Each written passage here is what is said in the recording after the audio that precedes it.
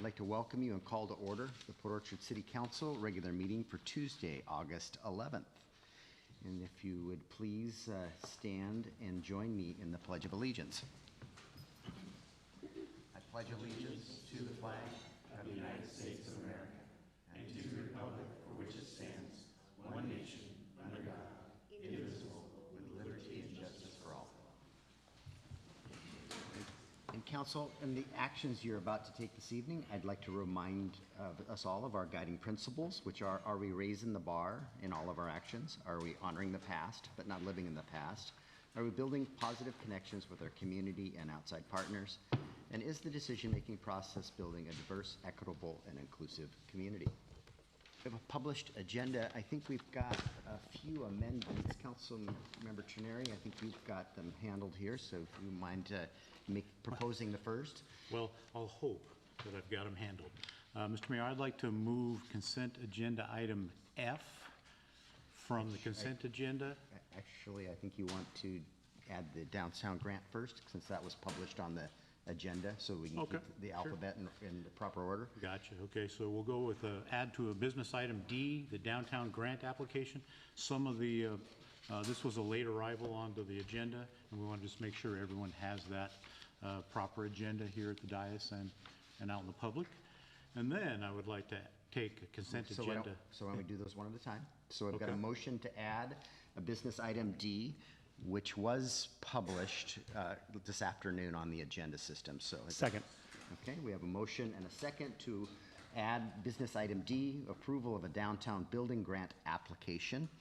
All in favor of adding that business item, please say aye. Aye. Is anyone opposed? Hearing none, that business item has been added. Councilmember Trenary, go ahead. Okay, now I'll go again. I'd like to move consent agenda item F to business item E. Second.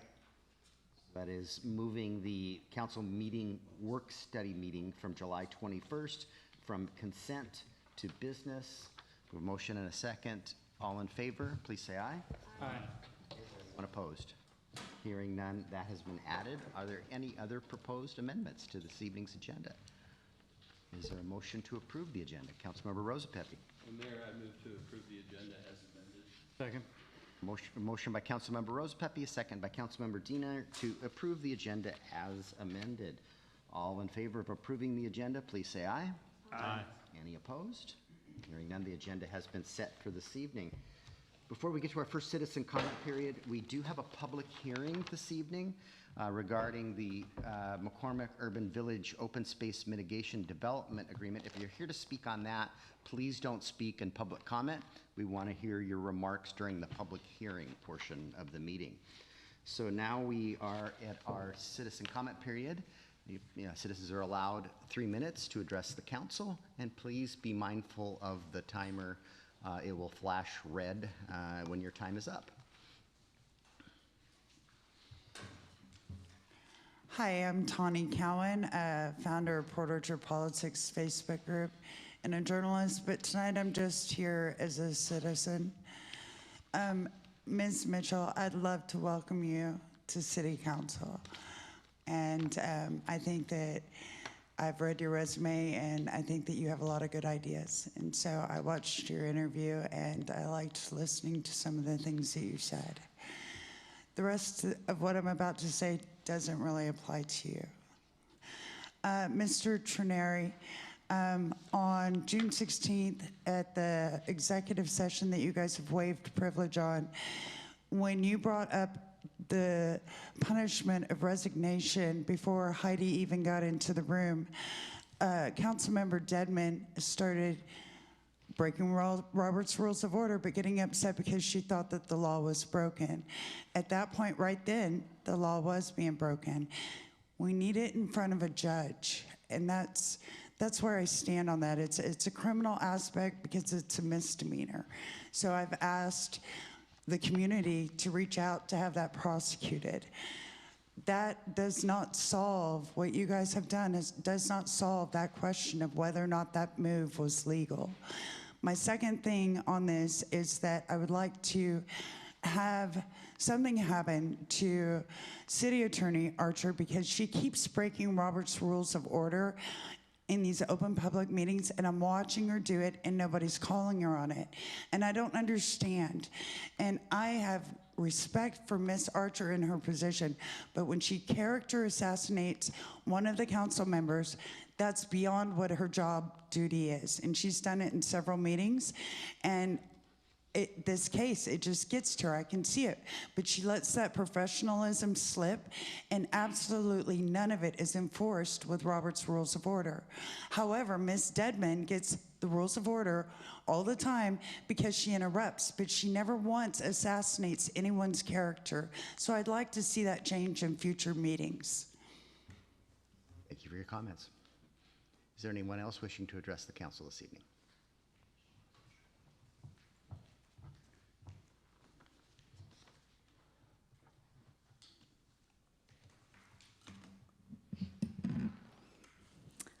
My name is Heidi Fenton, and I'm standing before you as the rightful holder of City Council Position 5. I know you all want to point to that letter from outside council and say, Heidi, but it says you resigned. But I will repeat, and I did not resign.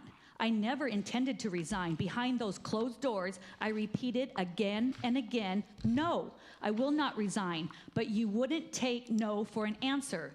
That meeting should have ended right then and there. Actually, that meeting should have ended as soon as you all started deliberating on asking me to resign, all without due process. And why? To steal my seat.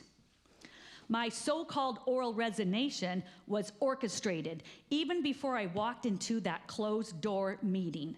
The very next morning, I sent an email clarifying that I had not resigned, and yet you still notified the public of my resignation and issued a public statement defaming my name. Why? To steal my seat and steal the people of Port Orchard's vote. In my opinion, this is official misconduct. The people deserve better. They deserve a transparent government that elected officials chosen by the people are not by the 5 councilmen who took it upon themselves to vacate my seat. We need justice and to stop this corruption and to restore the people's vote. Thank you. Your comment. Is there anyone else wishing to address the council this evening?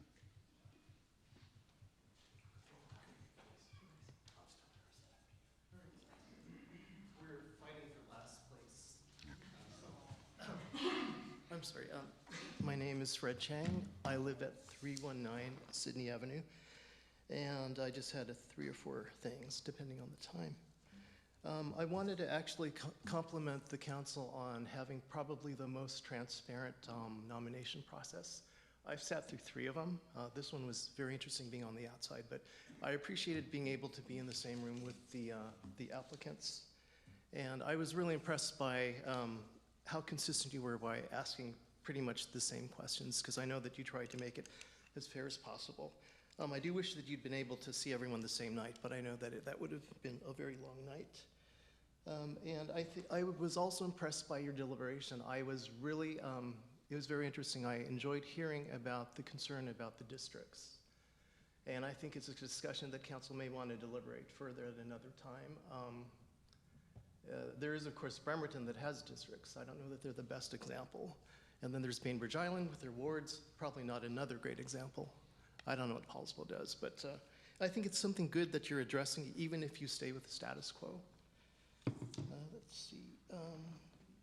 And one of you brought up a very, very good point that's close to my heart, which is, why did Kitsap County decide that they could clip the wings of some of their employees who are also electeds of different municipalities? People with a lot of time on their hands might want to do a public disclosure request of Kitsap County and find out what justification they have to do that. And if it was decided by electeds, I have a feeling that the commissioners did not buy off on it, that it was just decided by department heads.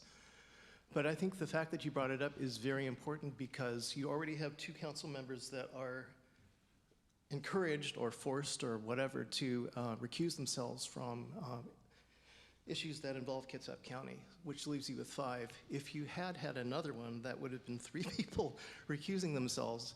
And if you ever needed a supermajority of 5, you know, we would have been screwed. So I think that's a really important point, and I hope you guys are following up on that.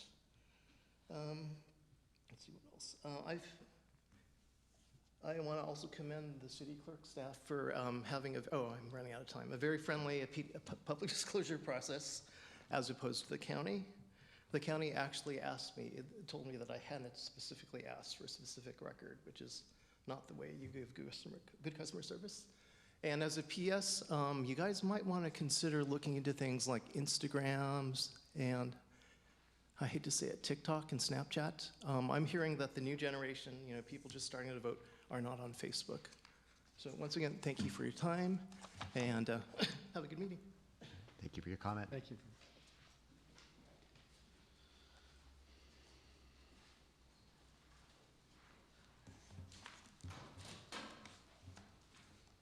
My name is Adam Knutson. Good evening, Mayor and council members.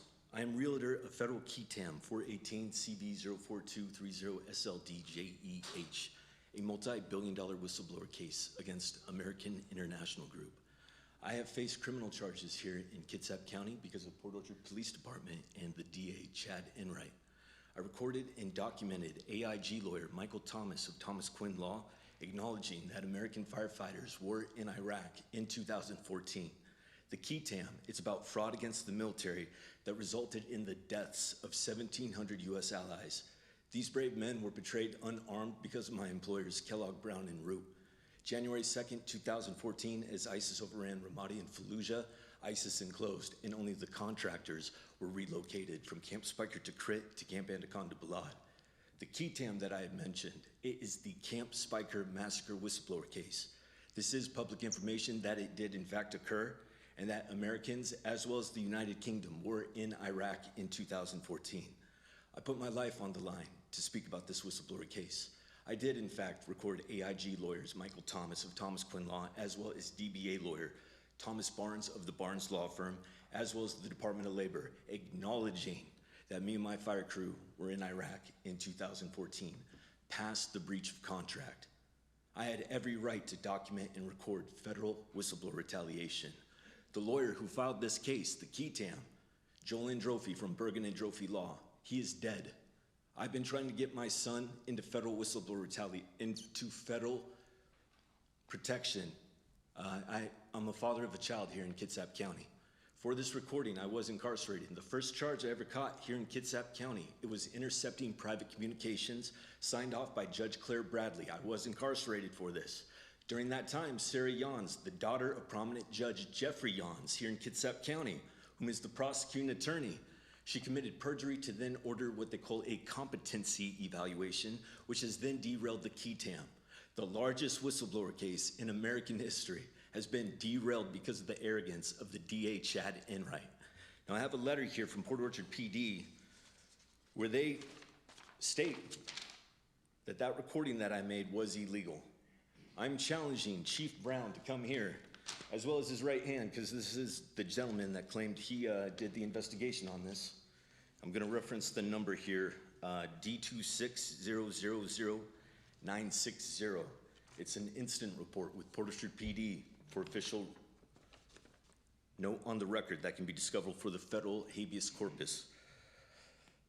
Because of their investigation, I am asking that Chief Matt Brown, that he comes here and plays the recording and explains to the public, to the community, what was criminal about it.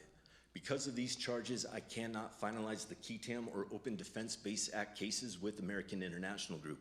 What me and my lawyer are alleging is— Sir, your time is up this evening, so Understood. If you'd like to know more, petition Rico Blackrock, or you can look me up, Firefighter 360. Thank you all for your time. thank you for your comments. Is there anyone else wishing to address the council this evening? Seeing none, so I will close the first citizen comment period. We have an amended consent agenda. I'm sorry, Mayor, Oh, do I'm you sorry. want to offer the I'm sorry. members of the public Is there anyone attending? online? Please use the raise your hand feature and the clerk would bring you into the meeting. Do you have anyone, Brandy? Okay, sorry about that, I missed that. And so we will now close the first citizen comment period. We have an amended consent agenda. Is there a motion to approve that agenda? Councilmember Morrissey, go ahead. Mr. Mayor, I move to approve the amended consent agenda. Second. Motion by Councilmember Morrissey, second by Councilmember Diener to approve the amended consent agenda. All in favor, please say aye. Aye. Is there anyone opposed? Hearing none, the consent agenda has been approved. Our next order of business is a public hearing, and it's a public hearing related to the McCormick Urban Village Park and Open Space Mitigation Development Agreement. Mr. Bond, this is you. Yes, good evening, Mayor and members of council. Before the City Council is a proposed development agreement between the City of Port Orchard and McCormick Communities LLC, establishing a framework for parks and open space mitigation within several planning areas in the McCormick Urban Village. The agreement would authorize a waiver from planning area level recreation and open space requirements in exchange for McCormick constructing a new regional park in Planning Area F, implementing enhanced reforestation across designated planning areas, and completing re-landscaping improvements to 2 open space tracks in the Eldon Trails neighborhood.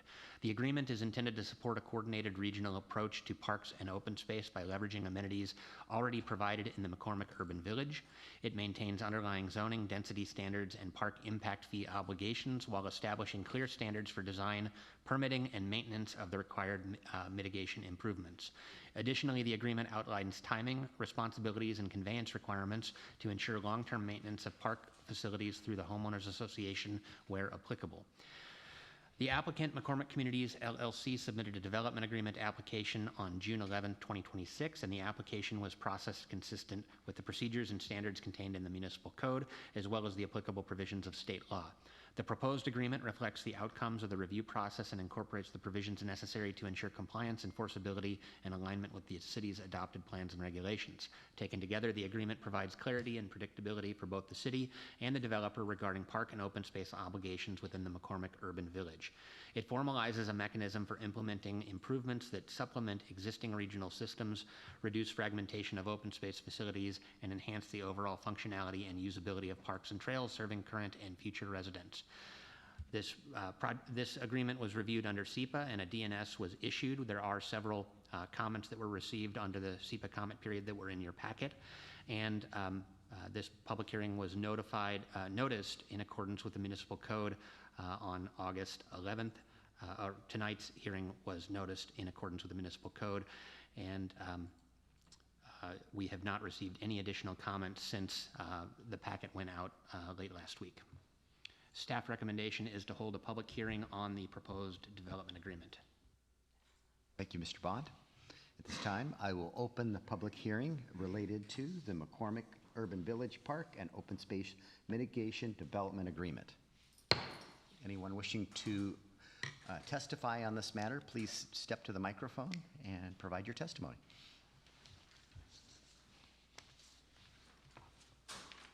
Good evening. My name is Steve Lambert. I'm a resident of McCormick Woods. I'd actually like some clarification. From what I've understood, the debate was either have multiple smaller parks or larger regional parks. Is that a correct evaluation? So we normally just take testimony. Would you like me to? I think in this case, it'd be appropriate to answer that question. So St. Andrews Park is shown on Exhibit F in the City Council packet. That park was part of the original McCormick Woods master plan. However, it is not currently a requirement associated with any of the 6 remaining phases.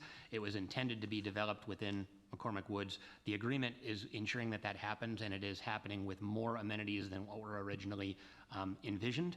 And so the city's code was amended in the last few years to add this add open space requirements within each subdivision.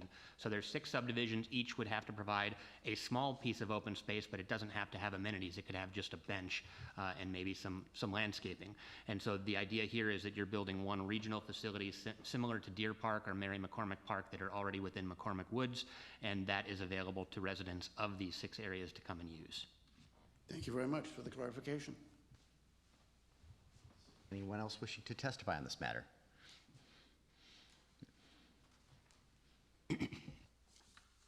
Hi, I'm Catherine Ander. I live in McCormick Trails. I volunteer with Kitsap County Parks. I'm the park steward with my husband, Dan, for Coulter Creek Heritage Park, which abuts up against McCormick. So my public comment and request is that there are 2 parcels that are currently undeveloped land that abut up against the park, and if there's any way to request this, that McCormick include this as part of the trails and open spaces and adding to regional parks for as an amenity. These 2 parcels have roads and trails that go directly into the park. There's almost, you can't even tell where the park boundary starts unless you see the sign. So it's contiguous, they're already there, they're simply undeveloped pieces of property. Those 2 parcels are 5706-000, 279-000, 4 O's, and then the second one is 5706, 000, 280, and 0007. So I have talked with Parks, and I've also talked with the McCormick property folks, and right now Coulter Creek is undergoing a development plan, so there's not any way for the park to request this in, specifically of McCormick, but I wanted to put on public record that this would be a fabulous way to meet the goals of McCormick, as well as our Kitsap County public, and continue with the fabulous trails we have for all. Thank you. Thank you for your testimony. Is there anyone else wishing to testify on this matter? And if you're online and wish to testify, use the raise your hand feature, please. Is there one? Okay. Bring them into the meeting then. If you could identify yourself to the record when the clerk brings you in. Hello, Mayor and Council. This is Wayne Wright. I live in McCormick Woods in Eldon Trails. I just wanted to make sure that a couple things are pointed out. I went back and reviewed the Parks Plan from 2022, 2023, and the HOA amenities are fairly well documented, but they are not well described as privately maintained and privately operated for the community of McCormick Woods residents and their just specific guests. The Parks Plan is not well laid out to define that difference, and we want to make absolutely sure that the public understands that anything that happens in McCormick Woods communities is for the McCormick Woods community residents. I speak on behalf of pretty much everybody that I know out here that that's how we feel about it. If the trail connects to anything else that's not McCormick Woods communities, we don't have parking, we don't have enforcement, we don't have the ability to maintain or the money to maintain things that are not ours. Mr. Bond mentioned that there's the HOA a couple times in his opening statement, but the HOA itself has not been privy to any of the discussions and negotiations in this agreement. So I want to make sure everybody understands on the city council that whatever the developer does with these parks and these trails and these amenities, all portions of it become the responsibility of the HOA. The HOA has to maintain it, pay for it. Our dues go to that. It is not a public amenity, and it needs to be very clearly defined in all public documents that discuss this agreement going forward. So I just wanted to make these points very clear, make it very obvious and understanding of where we're at. We want a good, vibrant community, but if we connect to the Coulter Creek Trail, we're going to see a major influx of people using our parking areas to access that Coulter Creek Trail, which we're not prepared to accommodate. So thank you for listening to me. I appreciate the opportunity to comment. Thank you. Thank you for your testimony. Is there anyone else wishing to testify on this matter? Brandy has another one.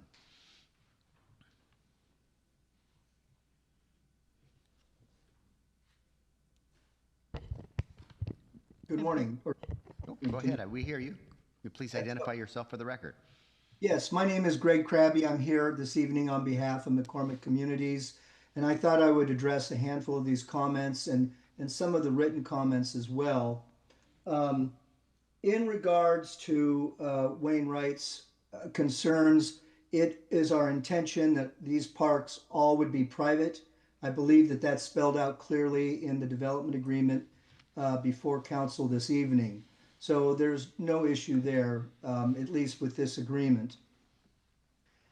In one of the written comments, there was concerns about how the St. Andrews Park would be enhanced and that the specifics were not mentioned in the development agreement, but in fact they are.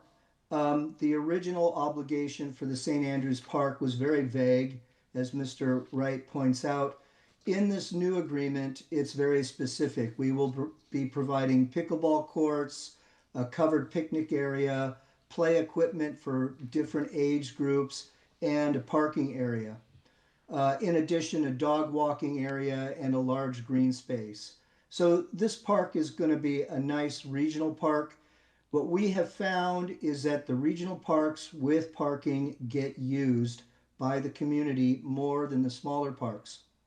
Now, what I'd also like to point out is that we are not waiving our obligation to provide open space. We will still be meeting the minimum open space requirements in the new preliminary plats. So people riding their bikes through the area can still pull over and find green spaces that they can enjoy. We just won't be activating those spaces as active open spaces. So we won't be adding benches, etc. And in none of those cases would we have added play equipment or sports courts.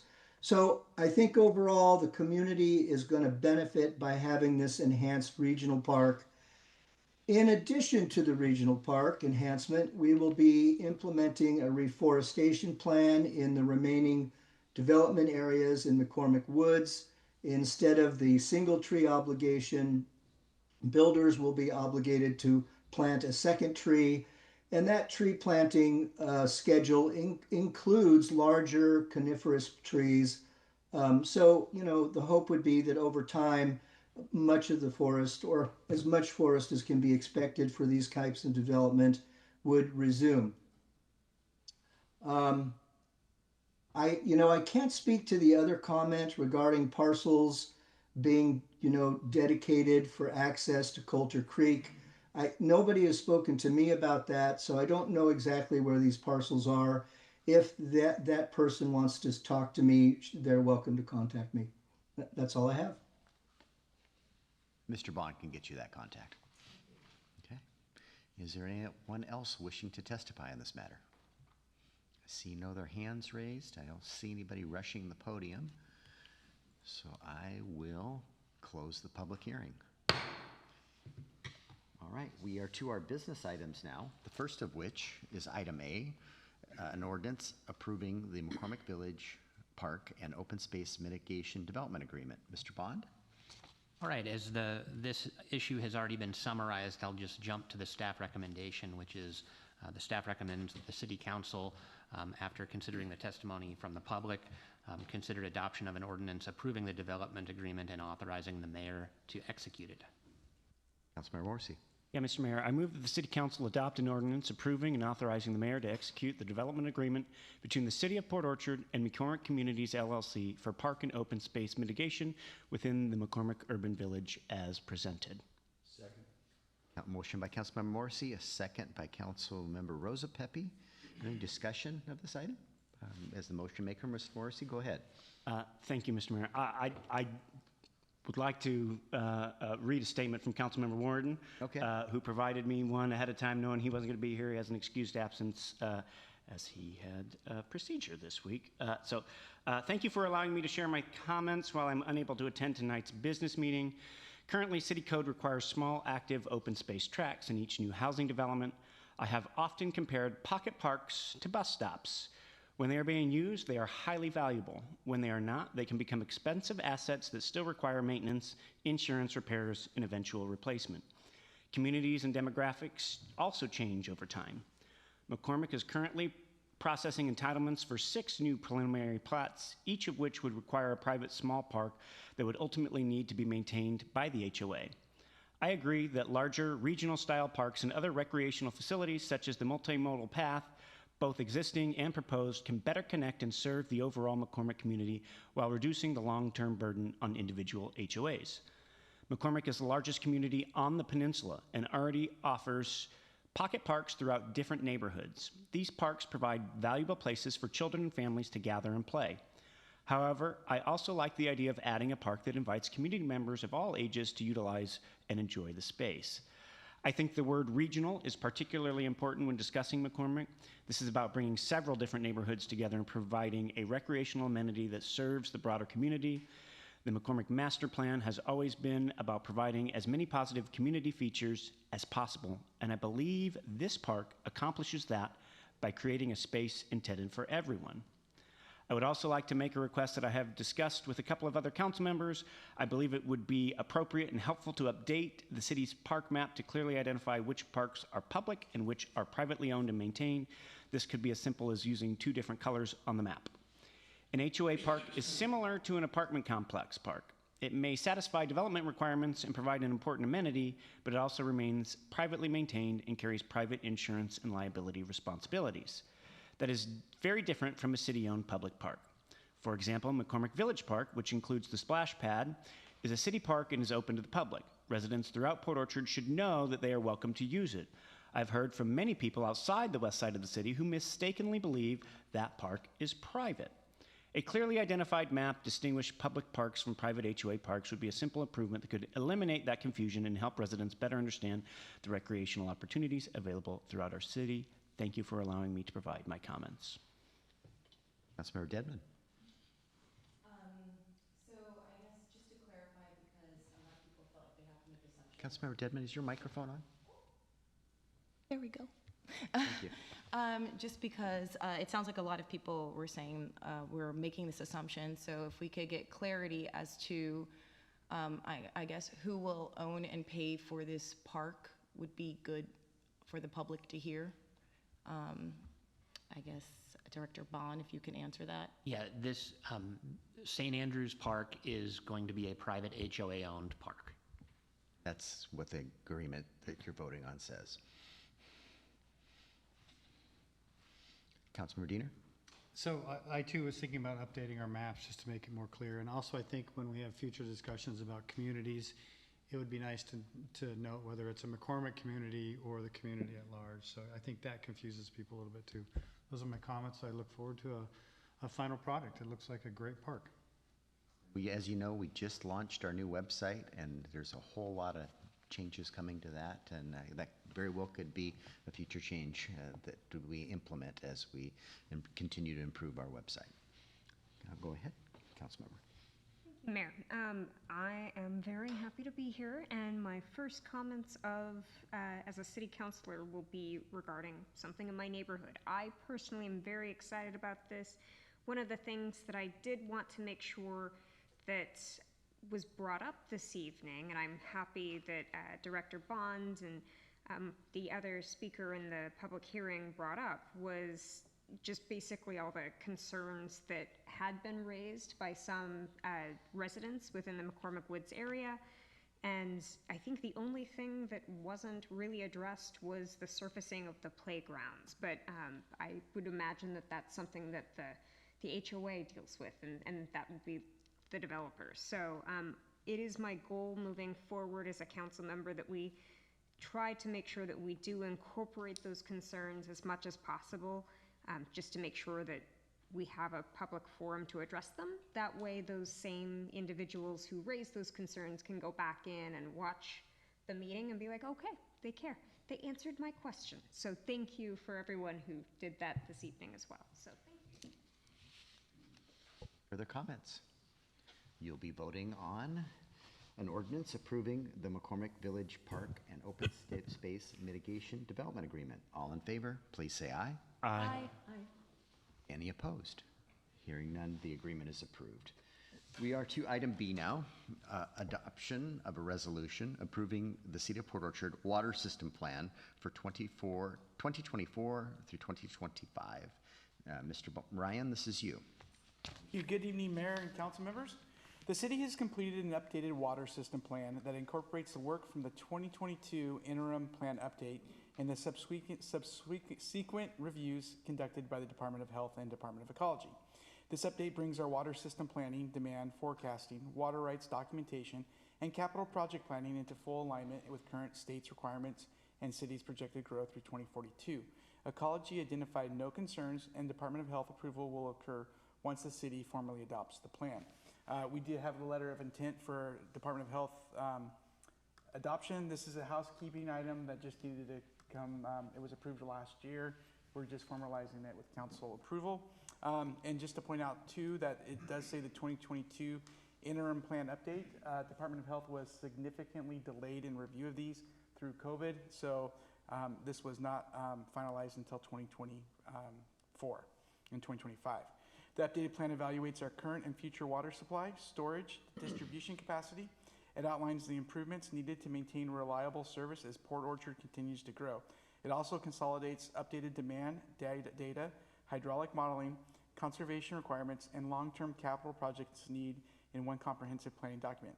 Approval is required for regulatory compliance and for the city to remain eligible for grants, loans, and other funding sources that support water system infrastructure. And I'm happy to answer any questions, and I did want to remind you that it's the 2022 plan update. The clock starts ticking. It's an every 6-year occurrence. Department of Health did not reset the clock, even though they were delayed because of COVID. So this is something that will become very new again in the next biennium. So. Rose Pepe. Mayor, I move to adopt a resolution. Just a reminder, there is a motion on the floor already. So the motion was made by Councilmember Dedman and second by Councilmember Rosa Pepe. The motion was, I move to adopt a resolution approving the City of Port Orchard Water System Plan 2024/2025 update and authorizing the mayor to execute all necessary documents for the final DOA approval. The amended motion at the last council meeting deferred it to tonight's meeting, which left the main motion on the floor. Thank you. So I it was was like, deferred. I didn't That's say what I was anything. wondering. Okay. Okay. So I made the motion. That means I get to speak on it, right? Yeah. Great. Fun. Okay, so Mayor, I support making sure that Port Orchard has a safe and reliable and adequate water supply for our current residents and for future growth. I recognize that this water system plan addresses important infrastructure needs, and I appreciate the work that has gone into developing it. However, I have a concern about approving the plan as currently presented, specifically regarding to future plans for fluoridation and the proposed investment in fluoridation infrastructure. My concern is not simply whether fluoride has dental benefits. I believe that it is a question that deserves to be considered based on the best and most current scientific information. My concern is whether we, as a community, have actually made the policy decision to fluoridate all of the water supplies that this plan proposes to bring into the system. This is particularly important for the McCormick Woods community. Currently, the McCormick Woods water system receives water from wells that are not fluoridated.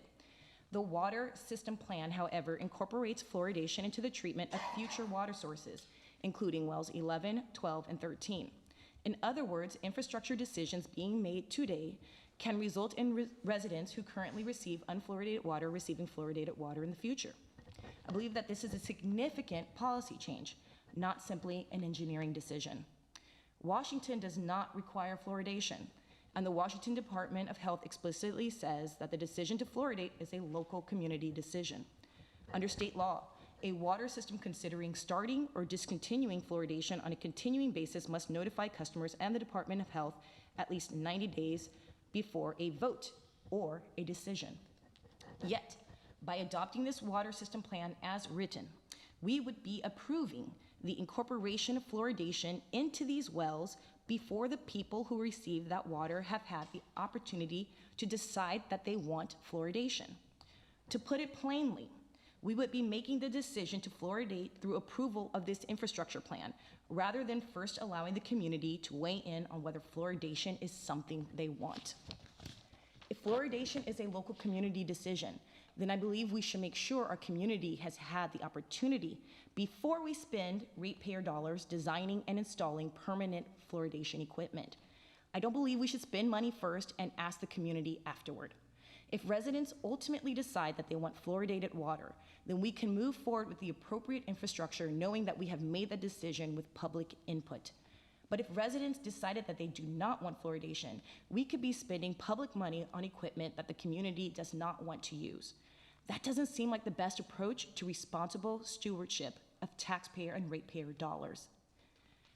The plan, I also have questions about fluoride concentrations reported in the water system plan. The plan identifies 0.7 milligrams per liter as the fluoridation target. Yet the consumer confidence report information included in the plan identifies a highest fluoride level of 0.86 milligrams per liter for both 2002 and 2003. I understand that 0.86 milligrams per liter is not the same thing as exceeding the regulatory maximum. The plan identifies a primary maximum contaminant level of 4 milligrams per liter and a secondary maximum contaminant level of 2 milligrams per liter. So I'm not suggesting that the reported 0.86 milligrams per liter constitutes a maximum contaminant level violation. But it is higher than the city's stated 0.7 milligrams per liter target, and I believe we should understand why.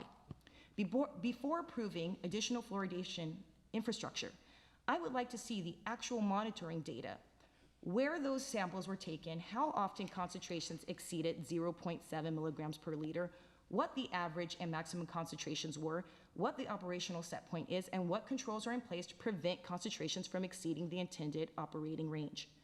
I also believe we should understand the complete cost of fluoridation, not simply the initial equipment cost, but the ongoing costs of chemicals, monitoring, maintenance, staffing, equipment replacement, and eventual decommissioning if the community later chooses not to fluoridate.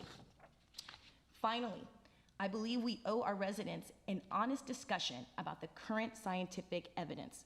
The city should be able to explain the benefits that are expected from fluoridation, the potential risks and total fluoride exposure, and what alternatives are available for promoting dental health.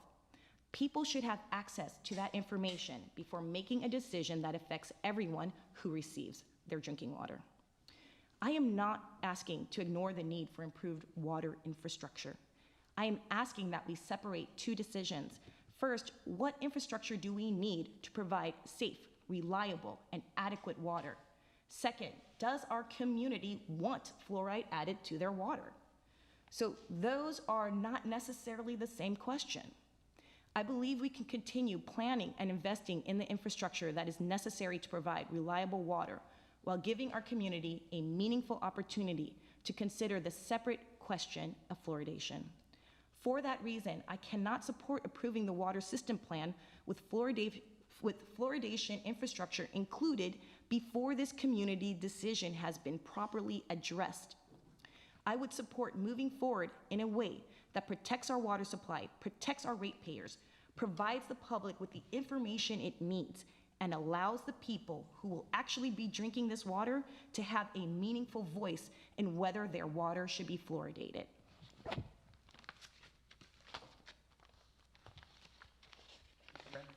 I do want to clarify, because this plan is so old and it took several years for Department of Health to approve it. The city has all infrastructure, so there's no additional cost if the city made a policy decision to fluoridate additional. The infrastructure is in place. Because this plan is so old, it doesn't reflect that data that's happened since with the construction of well 11. I also want to state that our water system sampling is done through state regulatory labs, and we are in the tolerance, and if we fall out of tolerance, that would be reported to the state. Thank you, Mr. Ryan. Others wishing to remark? All right. You'll be voting on approval of a adoption of a resolution approving the City of Port Orchard Water System Plan for 2024 through 2025. All in favor, please say aye. Aye. Is there anyone opposed? Nay. That passes 5 to 1. All right, we're on to approval of minutes. We have item C, which is the approval of the July 14th regular City Council meeting minutes. I believe Councilmember Terneri and Councilmember Mitchell, if they were not present, I would probably plan to attend. Or to abstain? Is there anyone wish? Councilmember Rosapepe, go ahead. Mayor, I move to approve the minutes of July 14th as presented. Second. Motion by Councilmember Rosepepe, second by Councilmember Morrissey to approve the July 14th minutes. All in favor, please say aye. Aye. Oh, sorry, aye. Okay, so those pass unanimously. And anyone opposed? And 2 abstentions, is that correct? Yes. All right, those pass unanimously with 2 abstentions. We have item D, approval of a, approval of a downtown building grant application. And we walked that on the agenda this evening, and this packet was a little hurried. We published on Friday. This application came in later that day. We've updated the agenda earlier today. And we just wanted to walk this on because we don't meet again for a month, and we don't want to hold this building owner up from being able to make these improvements. So I would entertain, Mr. Bond, would you like to make a staff report? I've shared my screen here to show you which building we're talking about. This is the brown building in the middle of the screen. So on August 7th, the city received an application under the city's downtown building grant refacing program. The application was received after the cutoff for our packet. Due to the August recess, staff decided to add this to the August 7th agenda after the cutoff to ensure that the building owner is able to proceed with their project in a timely manner. The contract that's before you, it still has some items that are highlighted in yellow that need to be filled in. And so the suggested motion would be to approve the contract subject to final approval by the city attorney. The grant application is for the building located at 821 and 825 Bay Street. The project proposes to install new siding on the front and portions of the side of the building visible from Bay Street. You can see that just a few feet of the building and one window wrap around the front facade, but are still on the front of the building for all intents and purposes. The project would also replace the front, the four windows on the upper level of the building, and the new siding, I said in the staff report that they would paint it. It actually comes pre-painted the way that they've specified it. And so the proposed grant meets the criteria for approval. They're requesting $22,845, and at that funding level, they would require a 30% match, and so the total cost from the city would be $15,991.50, and the rest of the money would come from the owner. The owner is in attendance tonight. If you have any questions for him, it's Mr. Schaefer. He can wave his hand there. And I do want to point out, too, that as part of filling out in the contract the items that are highlighted in yellow, specifically the scope of work and budget, there are some small inconsistencies between the quote from his contractor and the grant application form, and so that's something that the city attorney and I would have to sort out. And so what we're recommending is that you would just proceed at the requested amount in the grant application, and then of course they have to submit for reimbursement, so they've got to actually show that they spent the money to be eligible, and if they don't submit the full amount because they don't do everything that was in the scope of work, that just won't get reimbursed. I also wanted to note that if they find any rot or other issues, there's a $65 an hour rate, and so it is possible that as part of this project they're going to find some expenses that they weren't expecting that would then be potentially eligible, and we may want to put a cap on that as part of our the attorney and my review of the scope of work. But my understanding is the owner has a contractor lined up, and he was considering just going ahead with this project and hoping that the city would award the grant after he completed it. But it sounds like they're ready to start before our next council meeting. Councilmember Morrissey. Yeah, Mr. Mayor, I move to approve a contract for 821 to 825 Bay Street under the Downtown Building Refacing Program with the final form of the contract subject to the city attorney's approval in a grant amount not to exceed, at this time, $15,991.50 and a total project cost of $22,845. I second that. By Councilmember Morrissey, a second by Councilmember Dedman. Any further questions of Mr. Bond? Go ahead. I don't think I have a lot of questions for Mr. Bond. I would like to see in future iterations, those of us who have done any type of development know these costs are estimates, and we know that's probably not where they're going to be. So I don't know where we can be in bringing this back, I guess is what I'm trying to say. I don't know that we talked that through with the city attorney when setting this all up. So we're kind of learning as we go. I would love to hear what the fruit of those conversations have maybe next month when we come back together. And then secondly, Mr. Schaefer, I believe it's Scott, thank you for taking advantage of this program, and thank you for investing in our town, and particularly our downtown. Councilmember Trey. Yeah, absolutely love this project. Mr. Schaefer, thank you for getting us kicked off. That's exactly what the intent of this program was for, and I'm really thankful you're taking advantage of it.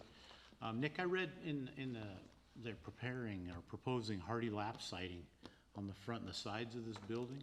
I've had a little bit of experience with that, but I'm just curious. It's very durable, I know that from experience, but does it meet our building code requirements? It certainly meets the building code requirements. There's some question about our architectural design standards. Our design standards talk about architectural concrete is an allowed material on the bottom portion of the front facade. I know that in our initial comment matrix to the applicant, because he has filed his building permits, that was one of the comments, is this an architectural concrete? That isn't defined in our code, and so that's something that I'm going to have to make an interpretation on. And if the city council, as part of this application review, is comfortable with the hardy board on the front, I mean, I think, you know, it's an interpretation that could be made. If you'd prefer for us to require brick or stone, or you know, the only other thing I can think of that would be architectural concrete would be like a board form concrete that gets poured. So I'm not sure what was intended by that verbiage, and I'm happy to make the interpretation if council is supportive. Be supportive of the lap board? Go ahead. And does the current code allow for, say, a brick veneer? If it is actual brick material, yes. I think the intent here is that when you use soft materials on the lower portion of a building on a storefront, they get chewed up and beat up. People with bikes, strollers are going to bang into it, and so you just want something that's going to wear well. And so, you know, hardy is certainly, it's a concrete fiber cement siding. It's certainly stronger and probably more durable than wood. Is it solid concrete? No, but you know, it can be done. I know the mayor and I talked about this at one point. My thoughts are, if it improves the aesthetic of what's currently there, I'm in favor of it. I would like to see, especially if we're helping to fund some of this, that maybe will encourage future applicants. Can we get something more stone-like in some capacity? But I'm not opposed to saying hardy plank board works for me, is what I'm trying to say. It's not my preferred alternative, but I think it can be acceptable. And when I issue an interpretation, we are supposed to take that to the Planning Commission for review, and that interpretation expires at the end of the year. And so either we need to make that permanently part of the code, or we need to amend the code, or the interpretation just has no validity beyond the end of the calendar year. So we'll follow up with some action to clarify the code as part of our ongoing housekeeping activities. Councilmember Diener? So thank you for taking advantage of the program. This is exactly what we're hoping for. I support an interpretation that's liberally construed in favor of this project. I look forward to more discussion, because maybe some renderings might be helpful to see what we might like ultimately. But for this particular project, I think it looks good, and thank you again. There was something else I was going to say, but the train's left the station on that one, so I'm good. All right. Any other comments? All right, you'll be voting on a grant agreement with the owner of 821 Bay Street under the city's downtown building reface grant program. All in favor, please say aye. Aye. Opposed? Hearing none, the grant agreement is approved. Congratulations. All right, we're to our last business item, approval of the July 21st work study minutes. And Councilmember Mitchell is likely going to recuse herself since she wasn't present. Is there a motion to approve those minutes? Councilmember Morrissey, go ahead. Yeah, Mr. Mayor, I move to approve the City Council work study meeting minutes of July 21st as presented. Second. Motion by Councilmember Morrissey, a second by Councilmember Rosapepe to approve the July 21st work study meeting minutes. All in favor, please say aye. Aye. Is there anyone opposed? And there's one abstention. I'm sorry, can I ask you a quick question? Yeah. That was the one that was on the consent agenda? Consent agenda, correct. And we pulled it off? Correct. But we're not having any discussion? Like some discussion of the work study minutes. Typically on minutes, we haven't had discussion, but if you'd like to have. We pulled them off Because. discussed? No, No. not to be discussed because Councilmember Mitchell needs to abstain. That's right. Noted. Okay. Just trying to Very good. understand that process. Thank you. All right, no worries. All right, we are to council committee reports. I don't believe any committees have met. One? We have. Okay. We SAC met today. Yes. That's right. We did.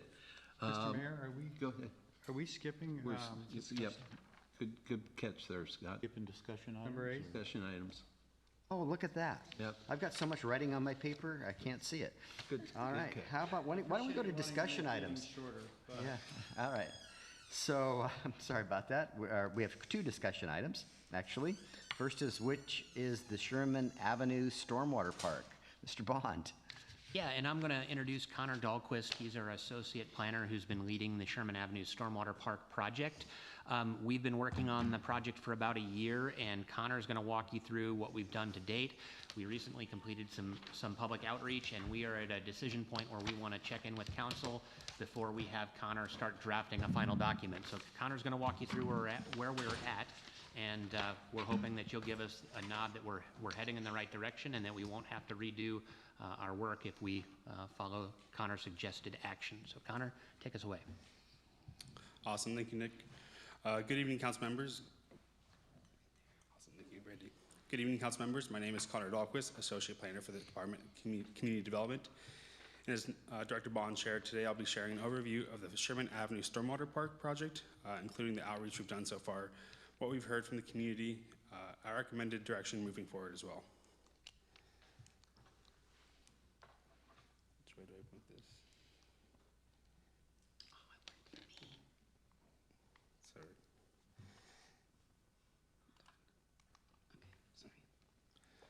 All right, so to provide some context on what this project is and who's been involved, our steering committee was formed in 2024, and that includes Mayor Patonzu, Councilmember Trenary, Director Bond, and Director Ryan, as well as our principal planner, Jim Fisk, and myself. The steering committee's role is to review public input, feasibility studies, concept plans, and provide direction to the planners assigned to the project. The committee has met 3 times to visit and discuss the site conditions, helped form survey questions, and create and adopt the public participation plan, which I'll review later.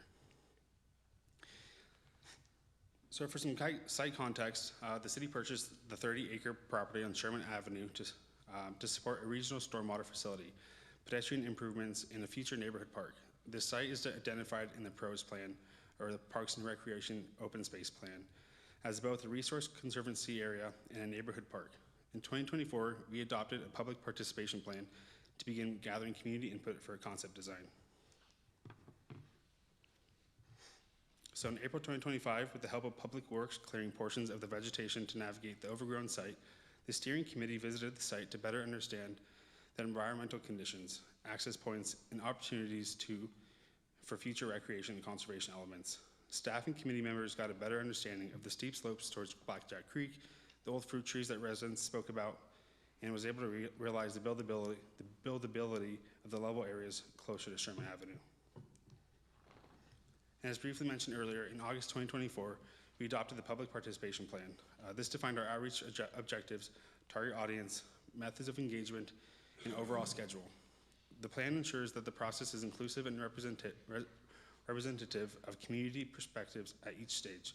The full plan is linked on the project webpage. All right, so our engagement so far, we began in late 2024 with widespread outreach. We delivered 636 door hangers, mailed 852 postcards, and posted around 30 informational posters to local businesses to advertise our first survey. Following that, in September 2025, we hosted a workshop 1, where we presented background information, summarized survey input, and introduced 3 initial design alternatives. From May to July 2026, we held our second workshop and also launched our second survey. This was able to gather, we were able to gather in-depth feedback, including hosting a tabling event at the Saturday Farmers Market to get one last push for the survey. And ongoing, we continue to engage the community through a project-specific email list, our project webpage, which is live on the website. Summaries of previous outreach efforts are linked there, a timeline of the process, and ongoing social media posts. These tools help us share updates and gather feedback continuously. You can find these all on the city's website by searching Sherman Avenue Stormwater Park in the website search bar. So although the outreach activities are open to the entire public, certain mailers and posters were targeted specifically toward neighborhood residents surrounding the park site to ensure the closest to the project had multiple opportunities to participate. A general guide was south of Tremont Street West, west of Blackjack Creek, and east of Highway 16. Our digital outreach efforts have included a detailed project website, 2 online surveys, multiple social media announcements, and various sign-up opportunities to stay informed and involved through our ongoing email list. These activities have helped us collect a broad range of feedback. So Survey 1 back in 2024, we received 80 responses, and this directly helped us shape 3 initial park design alternatives. The Trails and Conservation Park was number 1, number 2 was Family Nature Park, number 3 was Community and Recreation Park. This survey created the foundation for our path forward as we analyzed community preferences, amenity wishes, concerns, and local neighborhood context. The 3 alternatives formed were presented to the community members during Workshop 1, and as you can see in the shown graphics, the project got unique branding for printed and digital material. This pattern and design was consistent over the course of the 2 years of shared materials, only with slight adjustments such as color scheme to indicate fresh material to catch the public's eye. The alternatives formed from the survey include, as I covered, Trails and Conservation Park, which had a focus on habitat preservation, soft trails, and low maintenance. Family Nature Park, which was a balanced design with nature play, picnic areas, and looped walking paths. And lastly, Community Garden and Recreation Park. This featured garden plots, sports courts, and gathering spaces with focus on social connection. So diving into those alternatives, so you can kind of get an idea of how that feels and what you'd experience here. Alternative 1 places the highest emphasis on natural areas, soft surface trails, viewing points, and habitat protection. This option reflects a low maintenance conservation first focus. The site in this concept offers varying types of pathways from firm gravel to softer natural trails that weave through the trees and native plantings. These trails are intentionally simple and low maintenance, allowing the landscape to remain the focal point. One of the signature site features is the elevated boardwalk to offer an opportunity to rest and observe.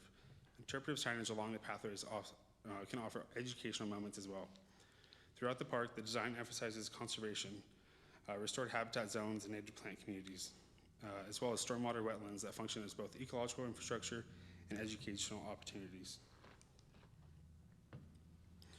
The next alternative is more family-oriented amenities, such as interactive play features, picnic areas, and looped paths while maintaining a strong connection to nature. At the heart of the design is a nature-inspired playground shown in the rendering. Kids can climb and balance, explore tactile play elements, and move through the organic structures that feel like part of the landscape rather than something placed on top of it. It's playful but still grounded in nature and the natural character of the site. Open lawn space surrounding the play amenities offer a flexible space for running, tossing a frisbee, or spreading out on a blanket. The looped walking paths ties everything together, giving families safe, continuous route to stroll, push strollers, or bike at a relaxed pace. Picnic shelters are also a key element in this design. The shaded structures create natural gathering points for birthday parties, family dinners, and community events. They're positioned to overlook both the playground and surrounding landscape, so adults can relax while still keeping an eye on the activity. This alternative blends nature with recreation. This park that feels welcoming, lively, and family-oriented while still maintaining a strong connection to the environment. And lastly, alternative 3. This alternative emphasizes active recreation and social gathering, incorporates community garden spaces, small sports courts, and areas meant for groups and community activities. The experience here shifts towards community connection and active recreation. The community garden is at the heart of the design, a place where neighbors can tend to raise beds, learn about growing food, and share their harvest. It's both a productive landscape and a social one, with seating areas and small gathering spots woven between the plots. But this concept also brings a higher level of activity. The sports courts, including a pickleball and basketball court represented on the site plan, create a lively hub for friendly competition, exercise, and socializing. These courts are placed near the open lawn areas and a small frisbee golf loop, giving visitors multiple ways to stay active, whether you're practicing your serve, shooting hoops, or playing more of a casual round of disc golf. Together, the garden and the active spaces create a dynamic environment, part of community hub, part wellness space, and part outdoor classroom. You can find all these designs on the project website more in detail. So analyzing what each engagement opportunity provided us. So following the first survey, Workshop 1 was hosted September 2025 to present the first looks at these park alternatives that were presented just now. The designs at this stage were much more conceptual than what was just shown. The majority of feedback shared a consensus that the alternatives were on the right track based upon the survey feedback given. Attendees expressed strong preferences for trails and nature conservation spaces. Many favored combining trails with select amenities. Habitat preservation, especially near Blackjack Creek, ranked really highly, along with the desire for low maintenance features. Concerns for sound, wildlife, pedestrian access, pedestrian accessibility to the park, and costs were shared. There were about a dozen attendees at this workshop. Workshop number 2 was the next step in the engagement process. This was hosted in May of this year, and at this stage, the 3 design alternatives were taken to another level of detail based on previous workshop feedback. Our goals were to confirm whether the designs reflected earlier feedback, identified missing elements, and understood community priorities at a deeper level. In this workshop, community shared verbal and written feedback. Themes included a desire for a blended alternative, strong preference for conservation as before, an interest in amenities for children and community space. And this solidified the themes that staff learned about from the previous workshop. Concerns were also shared again, which included long-term maintenance, encampment safety, and interactions with wildlife. So the second survey was open from end of May until July 12th, 2026. The survey received 44 responses. For alternative 1, the top priorities included soft trails and habitat conservation. For alternative 2, looped walking paths were overwhelmingly favored. And for alternative 3, community spaces, community gardens, social spaces, and small sports courts were ranked the highest. Respondents also identified missing elements such as youth recreation areas beyond what was offered in the family nature park, pathways for bikes, restrooms, and highway sound mitigation. Regarding preferred direction, 43% chose alternative 1, while 34% preferred a combination of the alternatives. This typically incorporated trails from alternative 1 with light family amenities from alternative 2 and small gathering spaces from alternative 3. So based on community feedback, staff recommends pursuing a hybrid option centered on alternative 1, supplemented with playground areas and community social spaces. This would include a variety of trail types, structured playgrounds, nature play, a community garden space managed with a partner organization, multiple picnic gathering areas as well. Depending on the council recommendation, staff will continue to pursue a final preferred alternative design to then move into the next steps. So with those next steps, the final preferred alternative will then be presented back to the public. A park plan will be written, then adopted, and the proposed plan will be amended to reflect the preferred design. I'll hand it back off to Nick. All right. Council input. Thank you, Connor. And I do want to mention that one of the participants in our second workshop, I believe, Dennis, she was with the Public Works Board, and she was trying to figure out which consultant prepared all these graphics and was really impressed to learn that this was all done in-house with Connor's skills. And so we're lucky to have Connor here to prepare these excellent graphics. So tonight we're here to check in to make sure that the preferred alternative that we are proposing to finalize is that the council believes that we have heard community input and that we are on the right track with what we are proposing. Connor's next task is going to be to create a final graphic that brings these hybrid alternatives together onto one map with graphics that would illustrate what this alternative looks like, and then to write a draft plan. And before he spends the massive amount of hours to create these graphics, I wanted to hear from council that we should go forward and that we have heard the public, and see if you had any questions or concerns before we start that effort. We heard a lot about a bunch of different alternatives. Could you spell out clearly for us what this alternative 1 would encompass? So the preferred alternative is based on alternative 1, which is the Trail and Conservation Park, but it pulls small elements and maybe lighter elements from alternatives 2 and 3 that we heard that the community supported. And as Connor mentioned in after workshop number 2, we, in terms of voting, alternative 1 was preferred by 43% of the people, but a very large majority or minority, 34%, wanted some sort of hybrid. And so we think that if we stick with alternative 1, which is trails and conservation, but bring in some of those other elements, we're really hitting a majority of the community's desired facility, but by combining those. And so the preferred alternative slide, Brandy, if you could go back just, I believe 2 slides to preferred alternative. So it would, again, we would start with a base map from alternative 1. We would add a small playground area. The community garden space is something that a community group came to us several years at the Land Use Committee several years ago wanting a community garden space.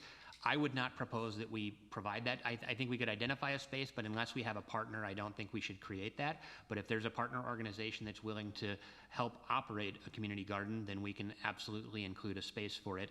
And then I think in addition to the playground areas, there should be some picnic and gathering spaces. And the other aspect of this being a hybrid is maybe there are some hard surface trails, mostly soft surface trails, but some hard surface trails in and around the playground.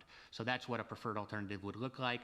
We just now need to go create the visuals to go in the plan so that it can be brought forward for adoption. Councilmember Rose Pepe? Thank you. Nick, I want to commend your team on doing the outreach, because I know that from the first meeting Mark and I were both at, it was a little bit sparse, and your outreach got a lot more comments and participation from that area of the community, which I think is imperative to moving forward. I like the hybrid approach. It shows that the initial comments of keeping in a lot of natural space, especially with some of the development that's gone around there, that they were asking for, but at the same time has a little bit of a park feel to it that people can enjoy. So right now, I think you're moving in the right direction, and we can't build it soon enough, like we say with most of our projects. And I'll let Mark kind of weigh in, because it's part of his neighborhood to a certain degree when he wants to give his comments. Thank you. We'll get to Mr. Tamari. I know. Councilmember Diener, go ahead. Okay, well, one of the first questions I had was who put this presentation together, and I was wondering if it had some external support, so great job, staff. I'm going to talk about a couple things. With respect to active recreation, I think we have other parks in the city that are primed for that. I think of the Paul Powers Park and some of these other parks that we have simply that are underutilized. And so I personally am not necessarily a favor of a park that's dedicated to active recreational use, and I think that also came out in the surveys. I wanted to talk about maybe including a larger pavilion at the entrance to this, and here's why. About 15, 16 years ago, I was part of Mom's Club, and that's when I had some young children, and Mom stands for Mothers Offering Mothers Support. And so it was a club that I developed a lot of great friendships with. We all had kids about the same age. One of the things that we lamented at the time was that there was no facilities in the city and around the city where people could go in and hang out outside, but under a larger pavilion. And so both the county and the city were lobbied at that time to provide more year-round facilities for our youngest. And there was a turnover in legislators. Jan Angels left, whoever was at the city left, so nothing ever became of that. But I still think that need is out there. So I would like to see us consider a larger pavilion. It doesn't need to be walled, but just something that you can get out from the rain in the winter months when people are trying to maybe take groups of kids and explore the area. So that's one thing that I wanted to mention. I took some other notes. I'd like to see more about kind of what is welcoming the visitor when they first pull into the site, what that looks like in your renderings, for sure. And I imagine you already got that covered. And then my question for staff is, the comments that you got, were those relative, you think, to, and this is an opinion, relative to the state of parks in Port Orchard, or do you think that was really kind of hyper-focused on this one specific area? Connor may have some input on that, but we started with the door hangers and the mailers, and we really targeted the area that was mapped on slide 8, Brandy, if you can go to slide 8, because we wanted to make sure we weren't missing the people in the neighborhood, because this is really a park that is probably going to be most frequented by those residents. The social media posts and the farmers market outreach and our other outreach reached a wider group, but we really wanted to make sure we got those people. And even though we had kind of low attendance at the first workshop, we had a lot of people put their name on the mailing list, and by the time the second workshop came out, the attendance was much better. And for such a small geographic area, I would say that we had really good participation. I think it's proportionate to the participation we had when we did our parks plan, which reached out even outside of the city limits. I think we had 500 responses for basically the entire school district boundary for our parks plan, and this was a much smaller area, and we were at about 50 participants that took the survey. I think just under 50. Okay. So it's So pretty more good turnout. locally focused and Yeah, and the door hangers, the reason we did that is because when we send mailing notices, if somebody rents, they're not getting that notice because it is going to the owner of the property. And so by hanging and posting signs at the apartment complexes, we wanted to make sure we were getting the tenants and the people that currently live there so that they could provide input. And so that's the first time we've ever done an outreach effort that included that, trying to reach folks by going door to door, and I think it was very effective. thank you. Yeah, thank you, Mr. Mayor. A couple of quick things. In the name, it's a stormwater park. We didn't talk about where's all the stormwater coming from? How much stormwater are we saving? Do we get mitigation credits for building this park? I'll start there. So the idea here is there's a high point on Sydney Avenue, just past Lippert, where the stormwater either goes towards Tremont or towards the stormwater park. That neighborhood has been clamoring for sidewalks for years. It's one of the #1 things that we hear when we're doing our comprehensive plan updates. We don't have any way to put, there's hardly even roadside ditches in the neighborhood, and so we can't put in sidewalks, impervious surfaces, or curbs until there's someplace for that water to go.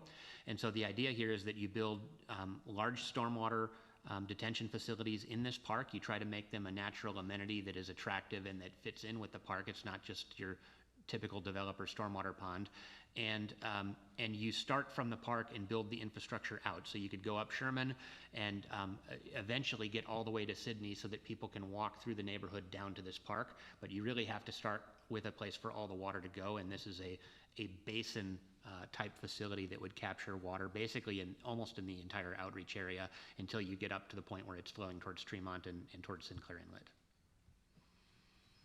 So this is the ideation phase. We don't know what type of capacity yet then we need to hold for that. Not done a geotechnical report or engineering report, so I think that once the city council decides to go forward with the engineering design, that's when we will look at how big the facilities have to be, how deep any ponds have to be, and we may find out that based on the size of the basin and the amount of impervious surfaces that are going to be contributing to the pond, that it's going to be hard to do anything shallow and natural. We may have to have a larger detention pond, but the hope is that we can do something more natural that looks and functions more like a wetland than our typical stormwater facility. Let me ask this follow-up then, because I regularly call, I think we all know what Councilmember Warden's day job is, so I call about these things because when I regularly walk around, say even my neighborhood, there are many water detention facilities that have zero water in them. And even year-round, the minimal amounts. How can we make sure that if we're going to set up a park to have these nice water amenities part of it, that we're getting to that point that we can be accurate in that, knowing what quantities of water will be there? Because I would think that we would have a conservative approach on some of the ones that exist today, but like I've been walking by one for 15 years that has yet to have any water actually stand in it. So there's the Stormwater Management Manual for Western Washington specifies exactly what the design criteria are for stormwater detention facilities.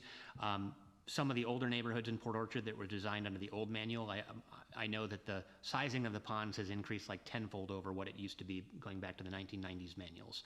So when we design the park, when we do the engineering analysis and the civil design, we will prepare a stormwater report that looks at the roads that are going to be flowing into that basin, makes estimates of how much additional impervious surface is likely to be constructed, and we will make sure that those are sized conservatively to serve all of the streets flowing into that basin. Good. That's one of my largest concerns there, is that we're going to have a stormwater park that doesn't actually have stormwater in it. So it naturally occurs somewhat there already. We have Blackjack Creek bordering on the edge of this and all of the wetlands that are around that. So it somewhat exists already.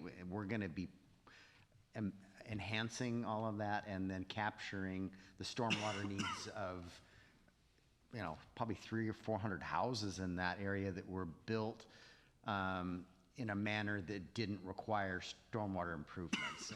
And so now we're trying to correct the sins of the past. I hear you. I think I'm trying to draw out that I know that, especially where I'm driving or walking by these in my neighborhood, it's fairly new.